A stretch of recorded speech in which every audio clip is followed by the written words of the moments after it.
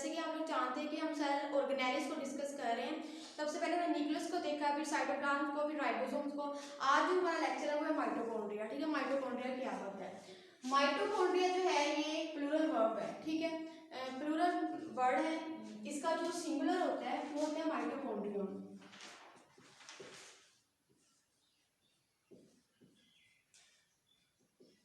ठीक है, इसका जो सिंगुलर होता है। अब अगर हम देखें, हमने सबसे पहले देखते थे कि जो ऑर्गेनेली है वो कितने मेम्ब्रेन बाउंडेड है या नॉन मेम्ब्रेन बाउंडेड है। ठीक है, उस पर लेयर है या नहीं है। ठीक है, तो जो हमारे पास माइटोकॉन्ड्रिया होती है ये डबल मेम्ब्रेन बाउंडेड होती है। ठीक है, इसका मतलब है कि इस पे 2 लेयर्स मौजूद होती हैं, डबल मेम्ब्रेन बाउंडेड होती है।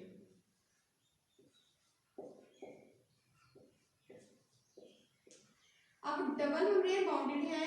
हमने देखा था कि जो यूकैरियोट्स होते हैं और प्रोकैरियोट्स होते हैं, दो तरह के सेल्स होते हैं। ठीक है, जो यूकैरियोट सेल्स होते हैं उनमें जो ऑर्गेनेल्स हैं वो 3 तरह की पाई जाती हैं। ठीक है, नॉन मेम्ब्रेन बाउंडेड भी है, कुछ सिंगल मेम्ब्रेन बाउंडेड है और कुछ जो है वो डबल मेम्ब्रेन बाउंडेड है। लेकिन जो प्रोकैरियोट्स है उसमें हमने देखा था कि जितनी भी ऑर्गेनेल्स है वो सारी की सारी नॉन मेम्ब्रेन बाउंडेड है। ठीक है, मतलब उनके ऊपर किसी के ऊपर कवरिंग नहीं, किसी के ऊपर भी मेम्ब्रेन नहीं है या लेयर नहीं है। ठीक है, इसी तरह जो माइटोकॉन्ड्रिया है ये फिर क्योंकि डबल मेम्ब्रेन बाउंडेड है, इसका मतलब है कि ये यूकैरियोट्स में प्रेजेंट होती है।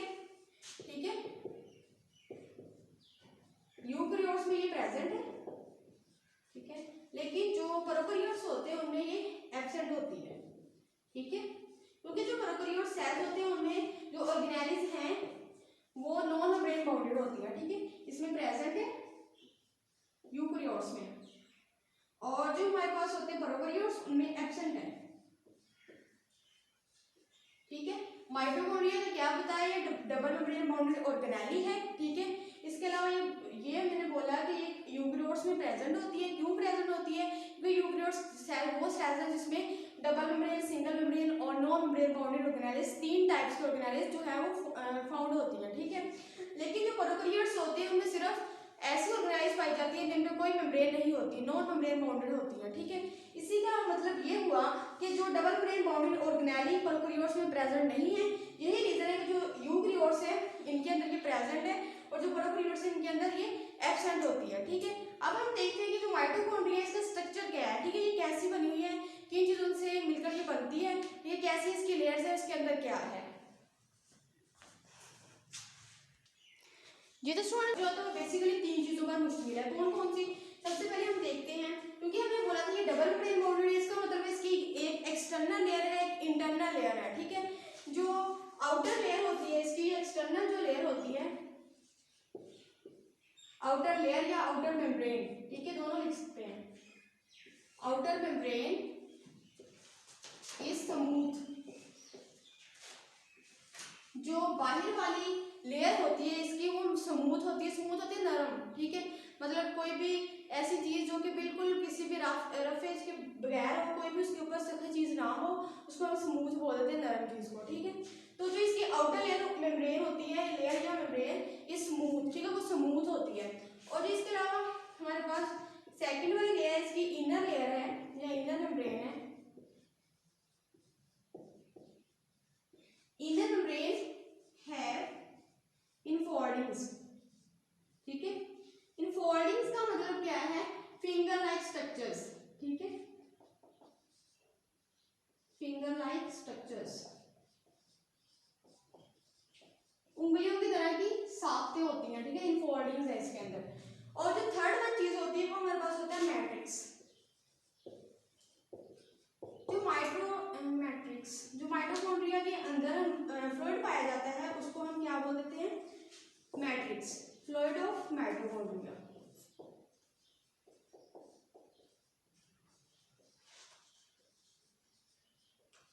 ठीक है, 3 चीजें पाई जा रही हैं, कौन कौन सी? आउटर लेयर जो कि स्मूथ होती है, इनर मेम्ब्रेन जो कि इनफोल्डिंग्स रखती है। ठीक है, फिंगर लाइक स्ट्रक्चर्स होते हैं इनफोल्डिंग्स।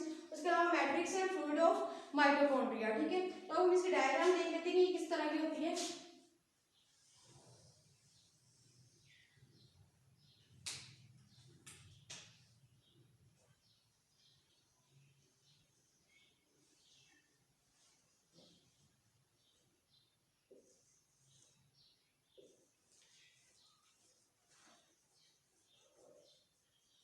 ठीक है स्टूडेंट्स, ये ये क्या है, स्ट्रक्चर ऑफ माइटोकॉन्ड्रिया। ठीक है, हमने कहा था कि जो इसकी आउटर लेयर है या आउटर मेम्ब्रेन है स्मूथ। ठीक है, तो ये जो बाहर वाली लेयर है ये क्या है, स्मूथ है, नरम है। ठीक है, उसके अलावा जो इंटरनल लेयर है ये वाली, ये जो ब्लू वाली, ठीक है, ये क्या है, इनर लेयर है, और ये क्या रखती है, इनफोल्डिंग्स। ठीक है ना, फिंगर लाइक स्ट्रक्चर्स, इनफोल्डिंग्स है इसके अंदर। ठीक है, इसके अलावा जो ये जो दरमियान में है, हमने बोला था इसके अंदर एक फ्लूइड पाया जाता है जिसको हम क्या बोलते हैं, मैट्रिक्स। ठीक है, तो ये हमारे पास क्या है, स्ट्रक्चर ऑफ माइटोकॉन्ड्रिया। ठीक है, इसमें कौन कौन सी चीजें हैं, फर्स्टली हमारे पास क्या है, आउटर लेयर है। ठीक है, आउटर लेयर जो कि स्मूथ है, उसके बाद इनर लेयर है, इसके अंदर इनफोल्डिंग्स हैं। ठीक है, इनफोल्डिंग्स फिंगर लाइक स्ट्रक्चर्स होते हैं। ठीक है, ये जो है, इसके अलावा इसके अंदर मैट्रिक्स है जो कि फ्लूइड है। ठीक है, माइटोकॉन्ड्रिया का। अब जो है, अगर हम देखें कि ये वाली जो लेयर है ये तो सीधी है, स्मूथ है, लेकिन इसकी इनफोल्डिंग्स है। इसका मतलब ये हुआ, अगर अंदर वाली ज्यादा बड़ी होगी या बाहर वाली, अंदर वाली, क्योंकि उसमें इनफोल्डिंग्स है, अगर उसको हम एक्सपेंड करें तो ज्यादा बड़ी होगी इससे। ठीक है, तो ये हमारे पास माइटोकॉन्ड्रिया का स्ट्रक्चर है। ठीक है, अब हम देखते हैं कि माइटोकॉन्ड्रिया का फंक्शन क्या है और इसकी कंपोजिशन क्या है, ये किन चीजों से मिलकर बनी हुई है। ऑफ माइटोकॉन्ड्रिया, ये जो माइटोकॉन्ड्रिया का फंक्शन क्या है, सबसे फर्स्टली जो मेनली इसका फंक्शन है, it is called power house, power house of cell. ठीक है, ये सेल का पावर हाउस कहलाता है। ठीक है, मतलब कि पावर हाउस इसलिए कहलाता है कि इसके अंदर जो है जितनी भी एनर्जी प्रोड्यूस होनी है, मेनली जो मेजर एनर्जी है, ठीक है, major energy produced in mitochondria, कि जो मेनली एनर्जी प्रोड्यूस होती है लार्ज अमाउंट में, ठीक है, वो कहाँ प्रोड्यूस हो रही है, माइटोकॉन्ड्रिया के अंदर। ठीक है, यही रीजन है कि माइटोकॉन्ड्रिया को पावर हाउस ऑफ सेल बोला जाता है। ठीक है, अब सेकेंडली जो सेलुलर रेस्पिरेशन का प्रोसेस होता है, ठीक है, कौन सा प्रोसेस, सेलुलर रेस्पिरेशन का। सेलुलर रेस्पिरेशन का प्रोसेस जो होता है वो भी मेनली इसी के अंदर होता है। ठीक है, सेल रेस्पिरेशन के प्रोसेस के दौरान हमें क्या मिलती है, एनर्जी मिलती है। ठीक है, तो ये प्रोसेस माइटोकॉन्ड्रिया के अंदर हो रहा है। ठीक है, सेल रेस्पिरेशन का जो प्रोसेस है वो कहाँ पे हो रहा है, माइटोकॉन्ड्रिया के अंदर।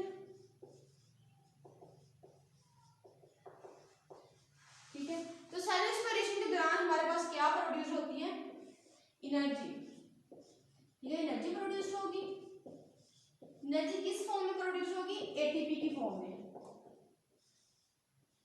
एटीपी का मतलब है एडिनोसाइन ट्राइफॉस्फेट। ठीक है, इस फॉर्म में एनर्जी प्रोड्यूस होगी कब, सेलुलर रेस्पिरेशन के प्रोसेस के दौरान, किसके अंदर, माइटोकॉन्ड्रिया के अंदर। ठीक है, तो माइटोकॉन्ड्रिया का फंक्शन क्या हुआ, ये एनर्जी प्रोड्यूस करवाता है। मेनली जो एनर्जी प्रोड्यूस होती है माइटोकॉन्ड्रिया के अंदर होती है, और सेलुलर रेस्पिरेशन का जो प्रोसेस है वो भी इसके अंदर होता है।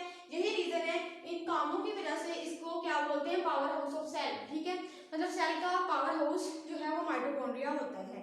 अब हम देखेंगे जो कंपोजिशन है माइटोकॉन्ड्रिया की, माइटोकॉन्ड्रिया किन चीजों से मिलकर बनी हुई है। ठीक है, उसके बारे में हम देखते हैं, जो माइटोकॉन्ड्रिया किन चीजों से मिलकर बनती है। ठीक है, जो माइटोकॉन्ड्रिया होती है उसके पास अपना खुद का राइबोसोम होता है। ठीक है, ऑन राइबोसोम होता है इसके पास। ठीक है, मतलब इसका खुद का होता है, सेल का राइबोसोम ये यूज नहीं करती, बल्कि इसके अंदर खुद राइबोसोम पाया जाता है। ठीक है, ऑन राइबोसोम होता है। इसके अलावा जो सेल का डीएनए होता है, उसके अलावा जो माइटोकॉन्ड्रिया होती है उसका भी डीएनए होता है। ठीक है, ये ऑन डीएनए रखती है। जब इसके पास डीएनए भी है और राइबोसोम भी है, ठीक है, तो ये क्या करेगी, डीएनए से ट्रांसलेशन का प्रोसेस करवाएगी, ट्रांसक्रिप्शन का, और राइबोसोम से ये ट्रांसलेशन का प्रोसेस करवाएगी। ठीक है, मतलब डीएनए से ये बनाएगी आरएनए, और आरएनए से राइबोसोम के साथ मिलकर क्या बनाएंगे, प्रोटीन्स बना देंगे। ठीक है, इसका मतलब है कि सेल्फ रेप्लिकेटिंग भी है।